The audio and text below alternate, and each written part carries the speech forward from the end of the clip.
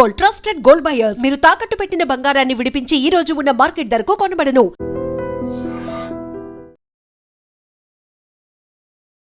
Hello viewers, welcome to iDream media. Happy life అంటే మనందరికీ ఏం గుర్తొస్తుంది చెప్పండి? ఒక మంచి ఇల్లు, అమ్మ, నాన్న, చుట్టూ బంధాలు, అదేవిధంగా డబ్బులు, సరదాలు, సంతోషాలు. సో ఇవన్నీ మనం అనుకున్న హ్యాపీ లైఫ్. సో ఇల్లు అనేసరికి కూడా మనకి అద్దాల మేడలు, భవంతులు అన్నీ కూడా గుర్తొస్తుంటాయి. కానీ తల్లిదండ్రులను కోల్పోయినటువంటి ఇద్దరు చిన్నారులు విజయనగరం జిల్లా జామి మండలం జన్నివలస గ్రామానికి చెందిన ఇద్దరు చిన్నారుల యొక్క విషాద గాథ తెలిపేందుకైతే నేను జన్నివలస వచ్చేసాను. ఒకసారి నా బ్యాక్గ్రౌండ్ ఉన్న ఇంటిని చూడండి.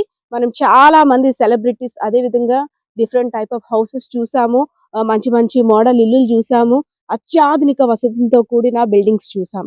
కానీ ఇద్దరు చిన్నారులు ఉంటున్న ఈ హోమ్ టూర్ మీరైతే చూడడానికి సిద్ధంగా ఉండండి. హోమ్ టూర్ చూపిస్తానన్నాను కదా, ఇంట్లోకి ఎంటర్ అవుతున్నాం.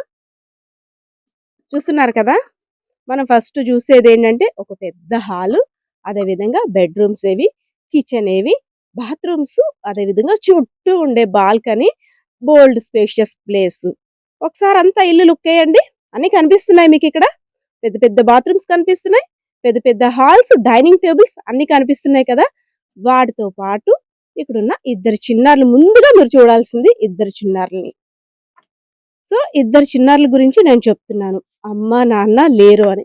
కానీ జన్నివలసలో ఎలా ఉంటున్నారు? అసలు ఎందుకు చుట్టాలింటికి వెళ్ళటం లేదు? వీళ్ళని ఎవరు సాకుతున్నారు? అసలు వీరి పరిస్థితి ఏంటి? నాకెందుకు ఫోన్ చేశారు రమ్మని, ఒకసారి మేడం రండి మా పరిస్థితి చూడండి అని వాళ్ళతోటే మాట్లాడదాం.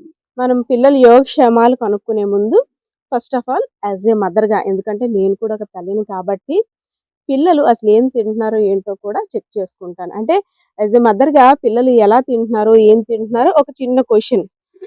అన్నం పాపం వాళ్ళ చిట్టి చేతులతోటి వండుకున్నట్టున్నారు. ఇక్కడ సిలిండర్ అయితే ఏమీ లేదు, కానీ మేబీ ఎవరో ఇచ్చి ఉంటారు. ఇది కూడా ఏదో కర్రీ పెద్దోడు చేసాడంట, అది కూడా కర్రల పొయ్యి మీద. ఓకే, ఏదో పాపం వచ్చి రానట్టు పిల్లలు ఏదో వాళ్ళ కడుపు కోసం, పొట్ట నింపుకోవడం కోసం. హాయ్ చిన్న, ఏంటి నీ పేరు? గౌతమ్. నీ పేరు? విజయ్. ఇక్కడ ఎవరెవరు ఉంటారు? మా ఇద్దరు. మీ ఇద్దరే? ఏమి అమ్మ నాన్న చనిపోయారు. ఎప్పుడు? ఎన్ని నెలలు అవుతుంది. ఫస్ట్ ఎవరు చనిపోయారు? నాన్న. మీ చిన్నప్పుడేనా? ఎలా చనిపోయారు నాన్న? తెలియదు. తర్వాత అమ్మ ఎప్పుడు చనిపోయిందమ్మా? 5వ నెల. మొన్న 5వ నెలలోనా? 5 నెలలు అవుతుందా?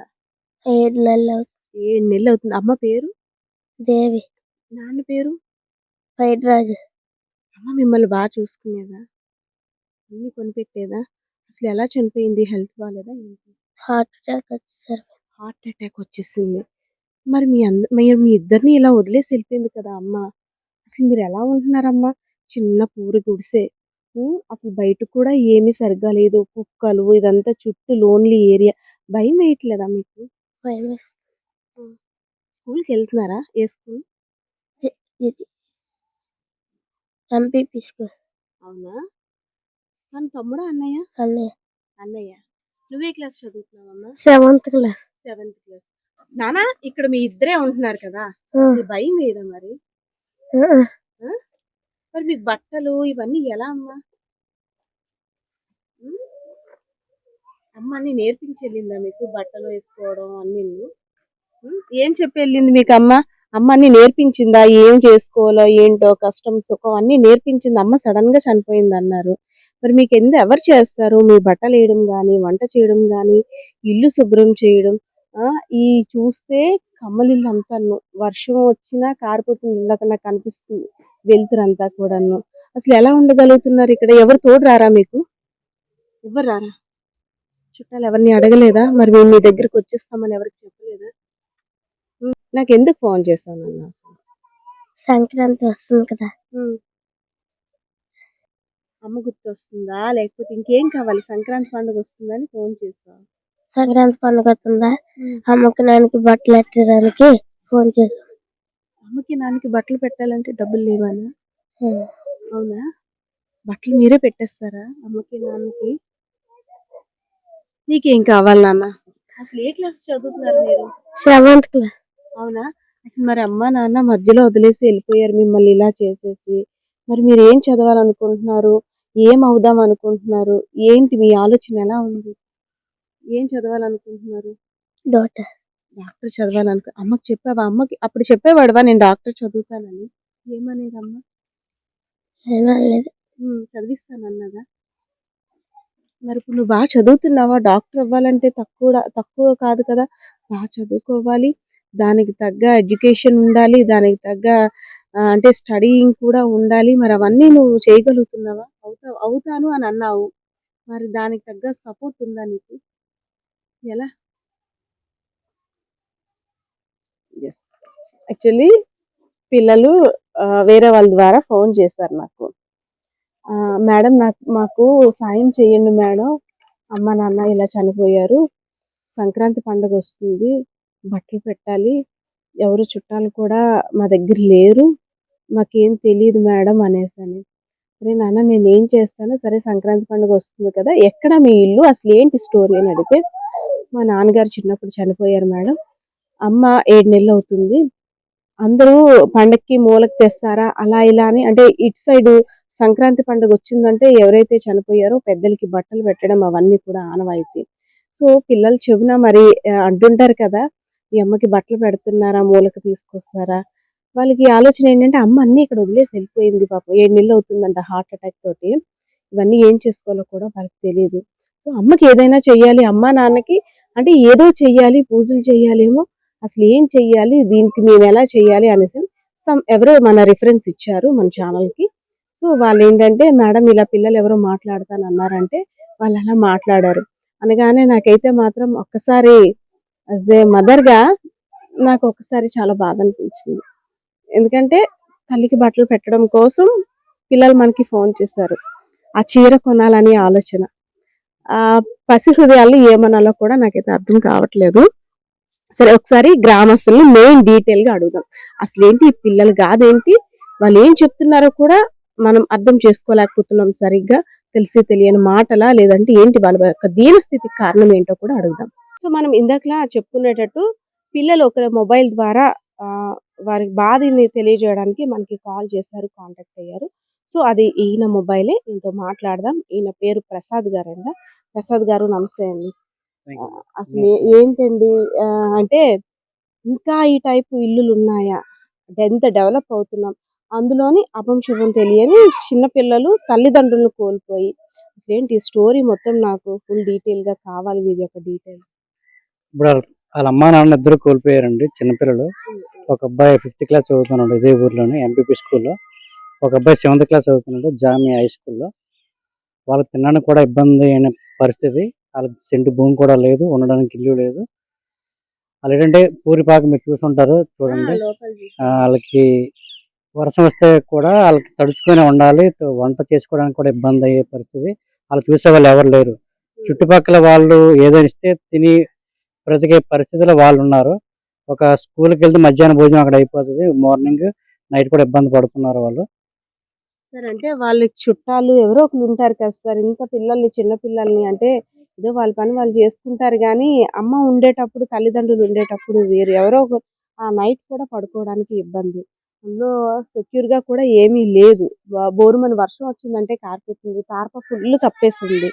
సో దీన్ని అంటే చుట్టాలు వాళ్ళందరూ ఎలా రియాక్ట్ అయ్యారు వీళ్ళ పట్ల? చుట్టాలు అంటే ఎవరు ఒక రోజు 2 రోజులు చూస్తారు కానీ కంటిన్యూగా చూసే వాళ్ళు ఎవరు ఉంటారు కదా మేడం. నెక్స్ట్ ఏంటంటే వాళ్ళు చుట్టాలు ఎవరైనా వచ్చి ఏదో చూసి వెళ్ళిపోయి ఏదో చేస్తారు కానీ కంటిన్యూగా వాళ్ళకి ఇబ్బంది అయితే ఉన్నది.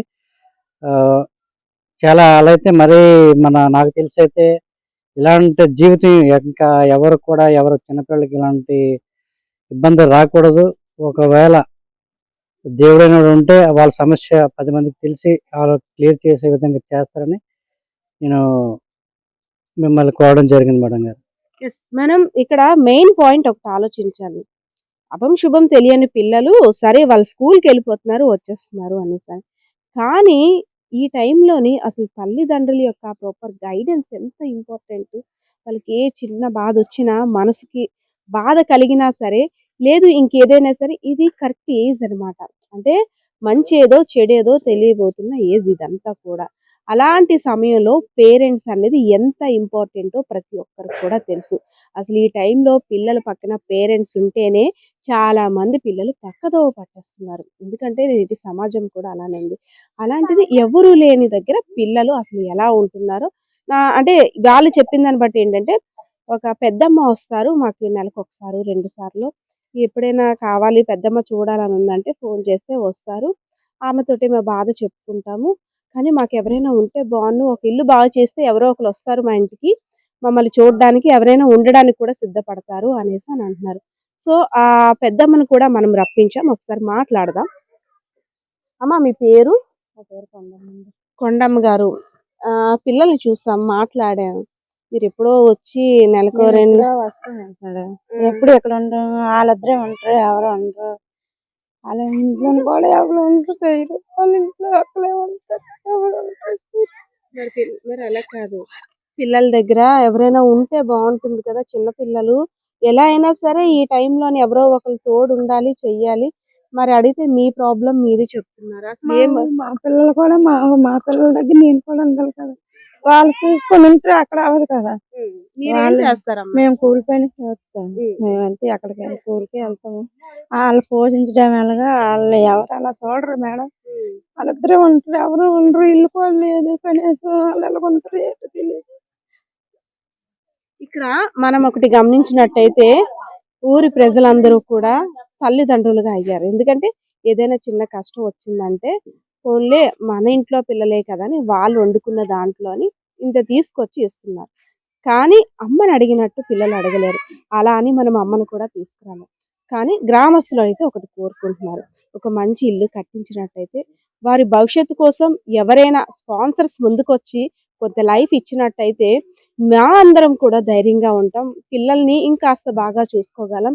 ఏదో అంటే ఇంట్లో మా నలుగురికి వండుకునే దాంట్లో ఎంత గది ఇవ్వగలం కానీ ప్రత్యేకంగా వాళ్ళకంటూ ఇచ్చే స్తోమత మా కుటుంబాల్లో కూడా లేదు. ఇదంతా నిజమే. అంటే మధ్యతరగతి కుటుంబాలన్నీ కూడా ఎవరి కష్టం వారిదే, ఎవరి కుటుంబ బాధ్యత వారిదే. ఏదైనా ఎవరైనా కష్టం అంటే 1 నిమిషమో 2 నిమిషాలు, లేదంటే మనం వండుకున్న దాంట్లో ఒక 10% 20% ఇవ్వగలుగుతారు. కానీ రోజు అంటే పిల్లలకి పెట్టడం ఆ కుటుంబ సభ్యులకు కూడా భారమే. సో ఏదైతేనే ఈ ఇద్దరి చిన్నారులు గాథ చూసిన తర్వాత మీ అందరికీ ఏమనిపించింది? ఆపన్న హస్తం కోసం ఎదురు చూస్తున్న ఆ చిన్నారులకి ఎవరైనా స్పాన్సర్స్ ముందుకు వచ్చి ఇల్లు కట్టించినట్టయితే, లేదంటే మేము మంచిగా చదువుకోవాలనుకుంటున్నాం, తల్లిదండ్రులు లేని పిల్లలం కదా, మాలాంటి ప్రాబ్లం ఇంకొకరికి రాకూడదు అనేసి మనం ఆ చిన్నబ్బాయితో కూడా మాట్లాడాం. తను కూడా అసలు ఏం మాట్లాడాలో కూడా డాక్టర్ అవ్వాలని తన ఆలోచన చెప్పాడు. అంటే మనం ముందు వచ్చేటప్పుడు మా అమ్మ హార్ట్ అటాక్తో చనిపోయింది కాబట్టి అలా ఇంకెవ్వరు అవ్వకూడదు, ఇలాంటి మాలాంటి పిల్లలందరికీ కూడా మేము సేవ్ చేయాలి అనే ఆలోచన ఉన్నట్టు చెప్పారు. సో ఇదంతా ఆలోచన మనం విన్న తర్వాత వాళ్ళకి ఏ విధంగా సహాయపడగలమో సహాయపడదాం, వారికి ఒక చేయూతనిద్దాం. సో పరిస్థితి ఇది. కెమెరా పర్సన్ బాలకిషోర్తో పద్మ, ఐడ్రీమ్స్ మీడియా, విజయనగరం. నిజంగా ప్రస్తుతం ఉన్నటువంటి సమాజం దేనికి ప్రయారిటీ ఇస్తుంది? ఆర్థిక సంబంధాల చుట్టూ మాత్రమే తిరుగుతోంది. మళ్ళీ ఎన్నికలంగానే చాలా విరక్తి కలుగుతాను. మంచి అనిపిస్తుంది కదా, లేడీస్ కూడా ఛాలెంజింగ్ జాబ్స్ చేసినప్పుడు చాలా బాగుంటది. ట్రాఫిక్ అసిస్టెంట్స్ గా నియమించిన ట్రాన్స్జెండర్స్ అందరితో సాల్యూట్ చేయించుకుంటున్నారు. ఫుడ్ డెలివరీ ఇవ్వటానికి వెళ్ళినటువంటి డెలివరీ బాయ్ అనిల్ పై కళ్ళ ముందు